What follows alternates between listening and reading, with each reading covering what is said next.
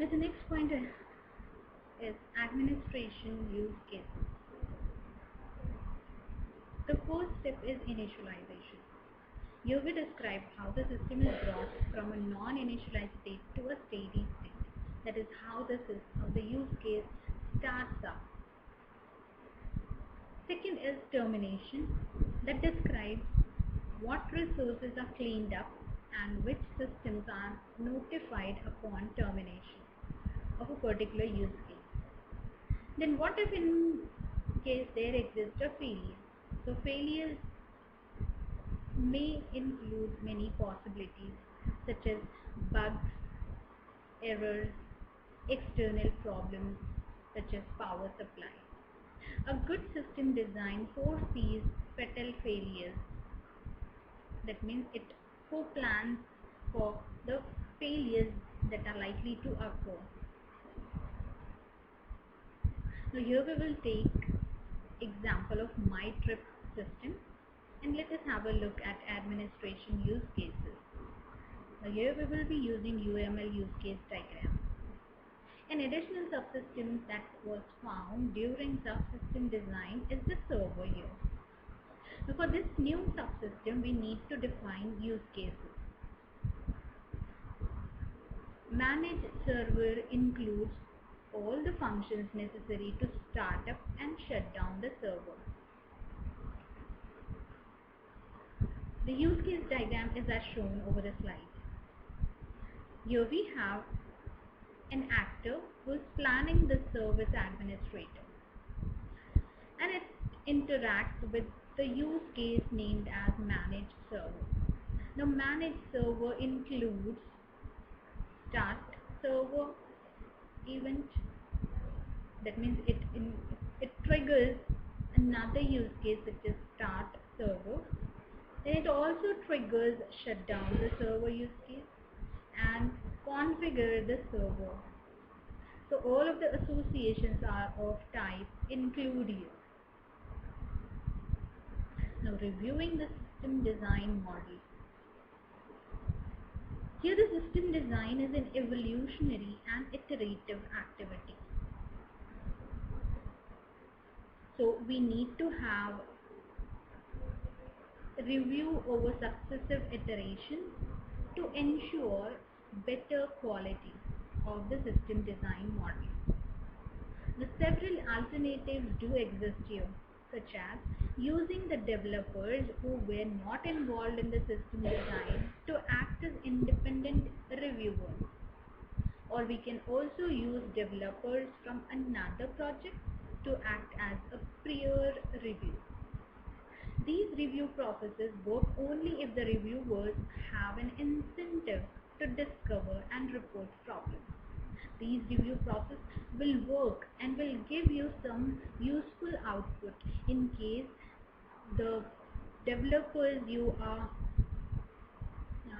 using for reviewing process, if they give you an honest review and they actually want to discover the problems here. Now ensure that the system model is correct, complete, consistent, realistic and readable. We have to make sure that the system design model is complete, consistent, realistic, correct and also it has readability. We will call a model is correct if the analysis model can be mapped into the system design model. If your analysis model is straightforward, mappable to the system design model, then we can state that the model is correct. Now here you need to find out answer to some of the following questions here. Now these questions are as follows. Can every subsystem be tracked back to a use case or a non-functional requirement? Can every use case be mapped to a set of subsystems?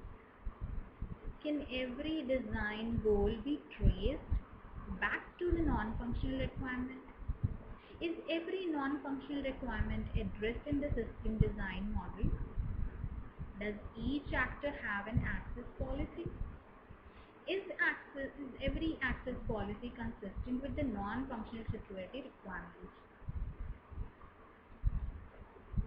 We'll call the model is consistent in case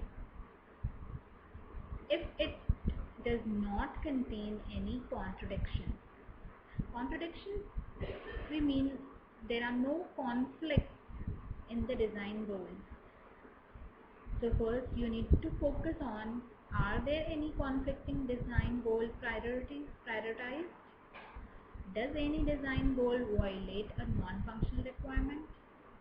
Are there multiple systems, subsystems or classes with the same name? Are collection of objects exchanged among subsystems in a consistent manner?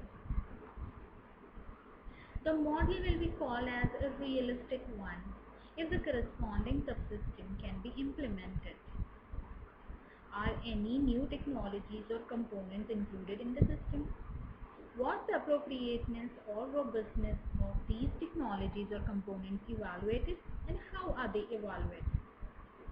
Have performance and reliability requirements been reviewed in context of subsystem decomposition? Have concurrency issues been addressed here? Now, concurrency issues such as contention and deadlock have been issued or addressed here. The model is readable if the developer is not involved in the system design, understand the model. So here you need to identify, are subsystem names readable? Do entities, for example subsystems and classes with similar names denote similar concepts? Are all entities described at the same level of detail?